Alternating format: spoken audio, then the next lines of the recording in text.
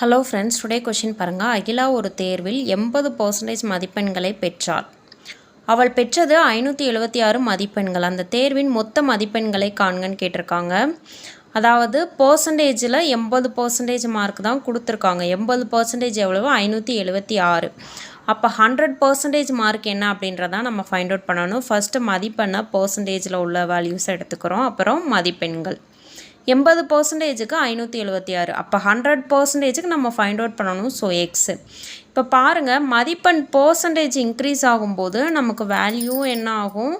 Increase ஆகும். அப்போ ரெண்டுமே இன்க்ரீஸ் ஆச்சுன்னா அது எதில் இருக்குது? நேர்மாறலில் இருக்குது. அப்போ நேர்மாறலில் இருந்தால் நம்ம என்ன பண்ணணும்? கிராஸ் மல்டிப்ளிகேஷன் பண்ணணும். So 80 × x = 576 × 100. இப்போ எக்ஸை மட்டும் லெஃப்ட் சைடு வச்சுட்டு ரைட் சைடு 80 கொண்டு போகும்போது டினாமினேட்டருக்கு போகும். ஸோ 576 × 100 / 80 அடித்து கொடுத்தோம் அப்படின்னா 72 × 10ன்னு கிடைக்கும். ஸோ எக்ஸோட வேல்யூ 720. ஸோ ஆப்ஷன் சி தான் கரெக்டான ஆன்சர். தேங்க்யூ.